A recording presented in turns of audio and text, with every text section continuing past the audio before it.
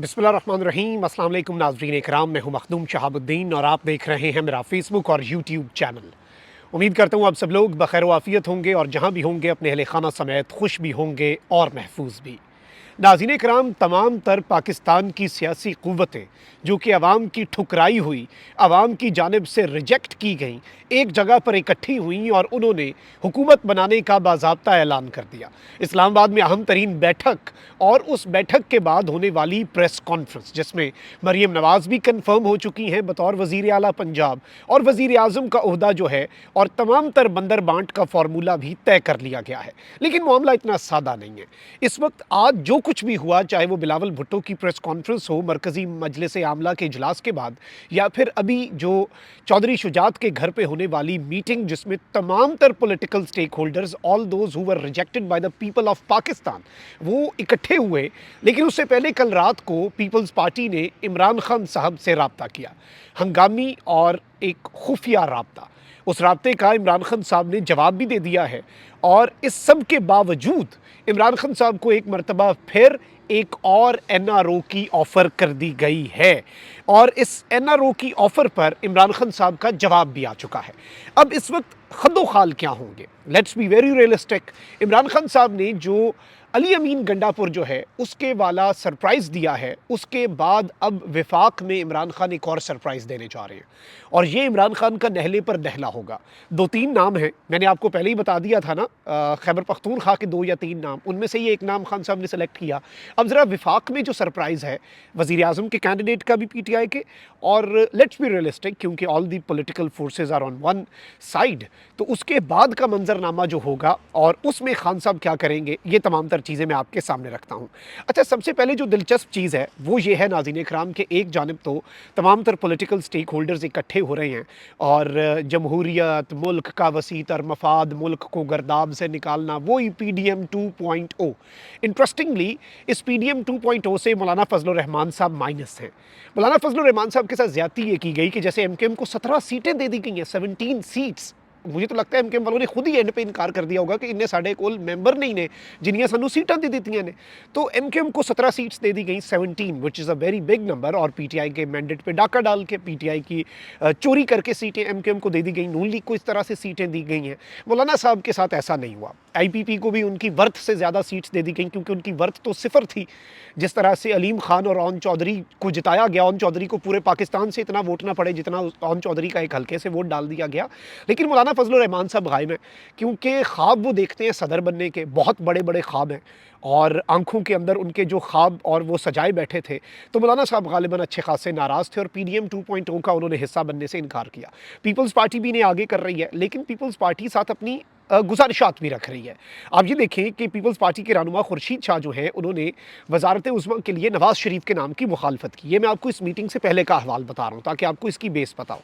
और इन्होंने ये कहा है कि जी नून लीग और पीपल्स पार्टी इक़्तिदार हासिल करने के लिए आज़ाद उम्मीदवारों को अपने साथ मिलाने के लिए एड़ी चोटी का जोर लगा रहे हैं। पीपल्स पार्टी किसी और जमात के मुंतखब मेंबर साथ शामिल नहीं करेगी, लिहाजा पीटीआई के हिमायत याफ्ता मेंबरान असम्बली को नहीं तोड़ना चाहिए। यानी कह रहे हैं हम इखलाकी जुर्रत का मुजाहिरा करेंगे, हम आम जो आज़ाद उम्मीदवार हैं उन्हें हम मिलाएंगे, हम ये काम नहीं करेंगे जो नून लीग ऑलरेडी कर चुकी है। यानी इन्होंने ये भी कह दिया कि नून लीग ने घटिया और इखलाक से गिरा हुआ और गैर जमहूरी काम किया। उन्होंने कहा कि नवाज़ शरीफ को इखलाकन वज़ीर आज़म के ओहदे का उम्मीदवार नहीं बनना चाहिए। वज़ीर आज़म के ओहदे के लिए शहबाज शरीफ या अयाज सादिक मुतबादिल उम्मीदवार हो सकते हैं। नवाज़ शरीफ के इंतखाब पर कई सवालिया निशान हैं और ये तासुर है कि उन्हें जितवाया गया। भाई नवाज़ शरीफ को जितवाया गया या पीएमएलएन को, बात तो एक ही है, नाफिज तो हमारे पे किया जा रहा है, मुसल्लत तो आले शरीफ ही हो रही है। लेकिन चलें, अब ये बेसिकली थोड़ी सी फेस सेविंग चाह रहे हैं कि इनका जो भुरकस पीडीएम 1.0 में निकला वो पीडीएम 2.0 में ना निकले। लेकिन ओहदे भी सारे लेने हैं, मज़े भी लेने हैं, सारे वो ओहदे लेने हैं जिनमें जवाब देना हो। मतलब चारों सूबों की गवर्नरशिप इन्हें चाहिए, चलें वो एमकेएम वाली सिंध वाली में कुछ ये एडजस्टमेंट करेंगे। फिर जी इन्हें और क्या क्या चाहिए, इन्हें सारा कुछ चाहिए। इन्हें सदर भी चाहिए, चेयरमैन सेनेट भी चाहिए, स्पीकर कौमी असम्बली भी चाहिए। अच्छा, चेयरमैन सेनेट पे थोड़ा सा इनका फड्डा है क्योंकि इसहाक डार जो है वो ताकतवर भी उन्हें नहीं पसंद करते, शहबाज शरीफ भी कंफर्टेबल नहीं है, नवाज शरीफ साहब वज़ीर आज़म अब बनने नहीं जा रहे, ख्वाब उनका अधूरा रह गया है। नवाज शरीफ चौथी मरतबा वज़ीर आज़म बन के ताकतवरों को पैगाम देना था, सारा कुछ ताकतवरों ने ठुस कर दिया। नवाज शरीफ के करीबी लोगों को जानबूझकर हरवाया गया और उन्हें भी तो सीटें चोरी करके दी जा सकती थी ना, जैसे बाकियों को दी गई, लेकिन नवाज शरीफ के जितने करीबी लोग थे वो सारा नवाज ग्रुप जो है उसका प्रोग्राम वाड़ दिया ताकतवरों ने, क्योंकि जब इतनी चोरी हो रही थी तो उन्हें भी दे सकते थे। अब इसहाक डार साहब जो हैं उनके नाम के साथ कंफर्टेबल नहीं है। इसहाक डार साहब के साथ कंफर्ट लेवल जो है वो ताकतवरों का नहीं है और ना ही शहबाज शरीफ साहब का। तो इसहाक डार साहब को फिर कोई ओहदा तो देना है, क्योंकि आले शरीफ है, हुक्मरान खानदान है, नवाज शरीफ साहब के समधी हैं, इतना बड़ा ओहदा उनके पास पहले है, तो अब उन्हें चेयरमैन सेनेट के ऊपर भी इनकी लड़ाई चल रही है। अब यहाँ पर दो तीन चीज़ें हैं नाज़रीन इकराम। इस्लामाबाद में जो बैठक हुई है पीपल्स पार्टी की, पहले मरकजी मजलिस आमला का इजलास हुआ, बिलावल ने उसके ऊपर प्रेस कॉन्फ्रेंस कर दी, उसमें कहा कि जी हम हुकूमत में नहीं बैठेंगे, हम विफाकी वजारतें जो हैं विफाकी काबीना का हिस्सा नहीं बनेंगे और बंदर बांट होगी। सिंध और बलूचिस्तान जो है इन दो सूबों में पीपल्स पार्टी की प्रॉपर गवर्नमेंट होगी, बाकी ये आईनी ओहदे लेंगे और कोई ऐसी चीज़ या कोई ऐसा ओहदा नहीं लेंगे जिसमें इन्हें जवाब देना पड़े, क्योंकि इन्हें ऑलरेडी पता लग गया हुआ है कि PDM 2.0 में इनके साथ जो काम होगा और जितना इनका अवाम ने भुरकस निकालना है और जो अवाम ने इनके साथ करना है अवाम के मैंडेट चोरी, वैसे अवाम ने भूलना नहीं है। बिलावल ने बड़ी कोशिश की इनकलाबी बनने की, आप ज़रा याद रखें कि बिलावल ने बड़ी कोशिशें की, बड़ा बिलावल ने स्ट्रैटेजी लगाई, बड़ा बिलावल बना के जी पता नहीं वो क्या कर देगा, लेकिन अवाम ने उसी तरीके से अच्छी खासी ट्रीटमेंट जो नवाज शरीफ साहब की उसी तर्ज पर बिलावल की, क्योंकि ये हिस्सेदार थे ना PDM और मुल्क की तबाही के 16 माह की हुकूमत, और अब अगली भी चल रही है।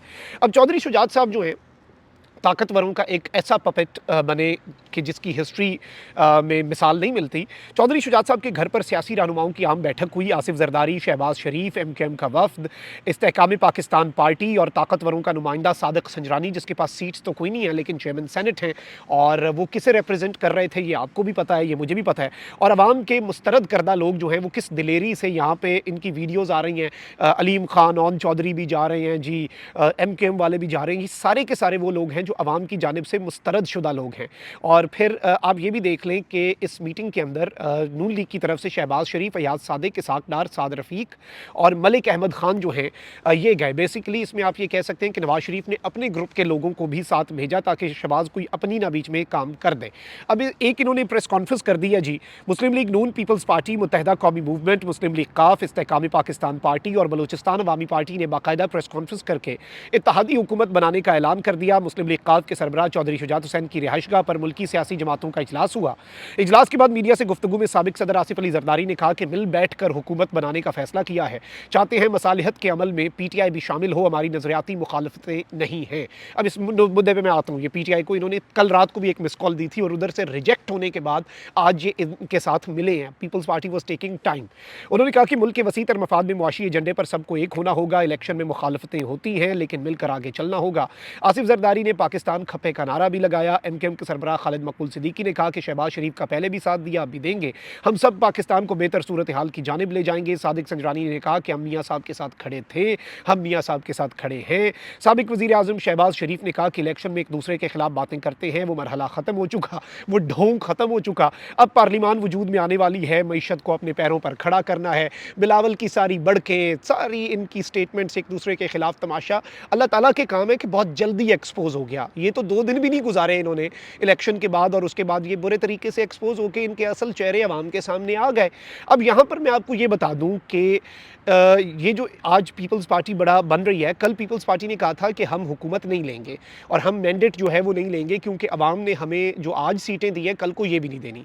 And this is confirmed. Noon league की 17 सीटें बन रही थी, 17 ओनली, जो कि 70 कर दी गई PTI का डाका मार के, लेकिन नून लीग को ये 17 भी नहीं मिलनी अगली दफ़ा, ये जो एडवेंचर पर ये जा रहे हैं। अच्छा, शहबाज शरीफ साहब ने ये अनाउंसमेंट की कि वज़ीर आला पंजाब हमारी कन्फर्म है, मरीम नवाज़ पंजाब के 12 करोड़ लोगों को मुबारक हो, पाकिस्तान की 60% आबादी को मुबारक हो कि मरीम नवाज़ शरीफ साहिबा हम पर मुसल्लत होने जा रही हैं विद नो प्रायर एक्सपीरियंस। सिर्फ ये उनकी CV के ऊपर उनका एक्सपीरियंस है कि वो नवाज़ शरीफ की साहबजादी हैं और बुग़्ज़ और अनाद और इन चीज़ों का अब एक पंजाब के अंदर पता नहीं स्याह दौर शुरू होता है या क्या करती हैं, और ये पहले से तैयार थे इस काम के लिए। और मैं आपको पहले भी बता चुका हूँ, मरीम औरंगज़ेब ने एमिनी रिजर्व सीट MPA के लिए भी अप्लाई किया और MNA के लिए भी, क्योंकि अगर मरीम इधर आती तो मरीम अपनी कनीज़ों की पूरी टीम जो है, पलटून जो है वो भी लेकर आएंगी। अब यहाँ पर 2-3 चीज़ें हैं।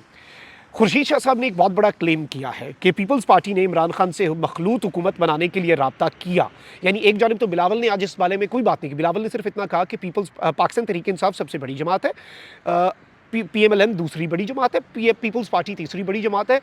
PTI ने चूंकि हमसे रब्ता नहीं किया तो इसलिए हम ये कर रहे हैं। यानी इन्होंने ये तासुर दिया कि हमें अप्रोच ही सिर्फ PMLN ने किया और हम तो किसी का मैंडेट चोरी नहीं करना चाह रहे थे। हमें जिसने अप्रोच किया हमने उसका साथ दिया। PTI हमें करती तो हम कंसिडर कर लेते।